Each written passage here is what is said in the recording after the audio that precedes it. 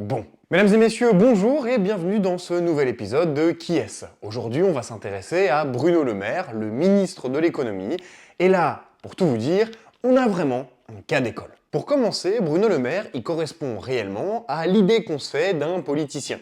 Il est issu d'une famille aisée, son père était cadre chez Total et sa mère était directrice d'école privée catholique. D'ailleurs, Bruno Le Maire, il va grandir à Neuilly-sur-Seine, l'une des villes les plus riches de France, une ville relativement aisée avec une population côtoyée plutôt uniforme. Scolairement donc, Bruno Le Maire, il va avoir une évolution de ce qu'on pourra appeler typique. Il a étudié dans des écoles privées catholiques, il a évolué au lycée à Louis-le-Grand, c'est-à-dire l'un des lycées les plus prestigieux de France et de Paris plus précisément. En 89, à la suite de son lycée, il va rentrer à la prestigieuse ENS, École nationale supérieure. En 90, il va obtenir une licence d'allemand et ensuite une maîtrise de lettres. Autant dire que Bruno Le Maire, il va tout droit et les études pour lui, c'est plutôt quelque chose qui lui plaît. En tout cas, c'est ce qu'on peut supposer. Cette licence et cette maîtrise, évidemment, il l'obtient pas dans n'importe quelle université, il l'obtient à la Sorbonne. Et en 1992, il va obtenir son agrégation et donner quelques cours pendant 2 ans, si mes souvenirs sont bons. En 1993, il rentre à l'IEP de Paris et de 96 à 98, il rentre à l'ENA.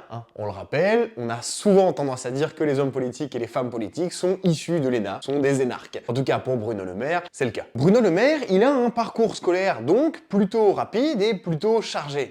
Il est passé par plusieurs écoles et universités, parmi les plus prestigieuses du pays, et très rapidement, à la fin de ses études, il va directement rentrer dans le monde de la politique. C'est pourquoi, la même année où il termine l'ENA, il va rentrer au ministère des Affaires étrangères, à la direction des affaires stratégiques, de sécurité et du désarmement, dans le gouvernement de Lionel Jospin, sous la présidence d'El Famoso Chirac. Bon, très rapidement ensuite, Bruno Le Maire, il va rejoindre Dominique de Villepin. Et là va démarrer une histoire d'amour qui va durer près de 6 ou 7 ans. Pas sûr de la durée exacte, ce que je sais, c'est que ça va finir en 2007.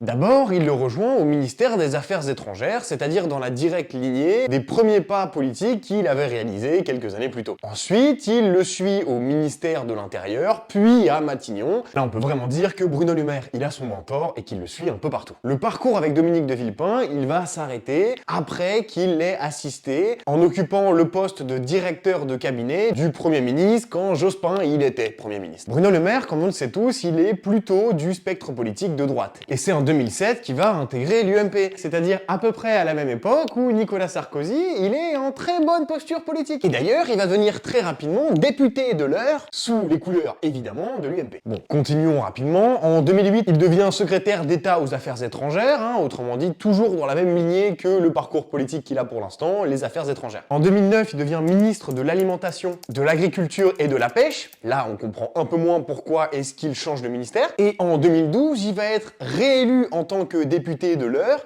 et décider d'abandonner ses autres fonctions politiques parce qu'il considère que le cumul de mandats, c'est pas une bonne chose. Bon, entre vous et moi, je sais qu'à partir de ce moment-là, on peut commencer à se dire que Bruno Le Maire, c'est plutôt un bon gars. Il est contre le cumul des mandats, ce qui n'est pas le cas de tous les politiciens, et donc on peut se dire que c'est plutôt un mec sain. Seulement qu'en 2016, on va comprendre un peu qu'est-ce qu'il a derrière la tête, son programme politique pendant la primaire de la droite. Il a pour objectif de supprimer l'ISF et, tenez-vous bien, de réduire les indemnités chômage et du revenu de solidarité active. Le mec, il faut pas se leurrer, il est de droite et il l'assume. Pour finir sa carrière politique, de 2017 à maintenant, il va être nommé ministre de l'économie. Bruno Le Maire, comme je vous l'ai montré, il a été dans plusieurs ministères. Mais s'il a été dans plusieurs ministères, et s'il a été plusieurs fois ministre, il a également fait passer pas mal de lois. Et parmi ces lois, on trouve la loi de modernisation de l'agriculture et de la pêche. Comme on le fait à chaque fois, je vais essayer de vous décrire un peu ce qu'est cette loi, histoire qu'on comprenne ce qu'il a mis en place lorsqu'il était ministre. Cette loi, elle avait notamment pour objectif de stabiliser les revenus des agriculteurs et des agricultrices, mais aussi de renforcer la compétitivité de l'agriculture française. Autant dire que c'est deux objectifs qui sont plutôt antagonistes. Stabiliser le revenu des agriculteurs, tout en favorisant une compétitivité avec les autres pays d'Europe qui payent moins les agriculteurs. Là, on est sur un paradoxe. Bon, au-delà de son parcours politique qu'on peut considérer comme exemplaire au sens scolaire du terme, Bruno Le Maire, c'est aussi quelques scandales. On se rappelle notamment de sa prise de position publique lorsqu'il disait notamment que nous allions provoquer l'effondrement l'effondrement de l'économie russe. On se rappelle, ça a été presque un incident diplomatique avec la Russie,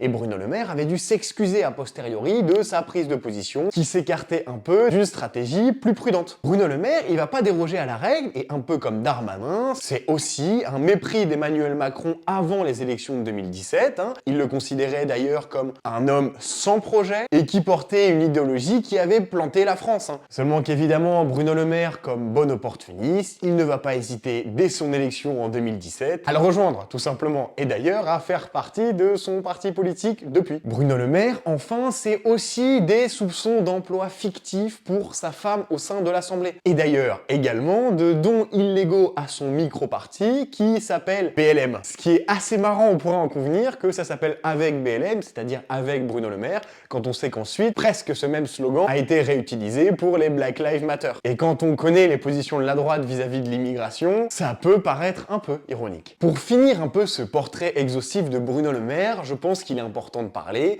de sa participation au projet de la privatisation des autoroutes en 2006 sous l'égide de Dominique de Villepin. Parce qu'on le sait, cette privatisation des autoroutes, d'une part, lèse la population qui chaque année doit payer plus pour rouler sur les axes principaux de France, axes qui d'ailleurs dans certaines régions sont obligatoires pour accéder à certains lieux géographiques, mais qui représentent également un manque à gagner qui se chiffre en plusieurs milliards d'euros pour l'État français. D'ailleurs, Bruno Le Maire prendra position un peu plus tard et assumera notamment à quel point cette décision de priver les autoroutes n'a pas été un bon calcul. Bon, Bruno Le Maire, comme on l'a vu dans cette vidéo, c'est l'une des personnalités politiques qui a le plus un parcours politique et professionnel linéaire. Il a fait un certain nombre d'études très privilégiées en passant par les écoles qui normalement t'octroient un destin politique plutôt certain. Il est issu d'une famille plutôt très aisée, donc il avait d'ores et déjà un capital culturel qui lui permettait peut-être de se projeter un peu plus dans la politique que d'autres personnes qui étaient issues de milieux moins favorisés. Et c'est une personnalité politique particulièrement opportuniste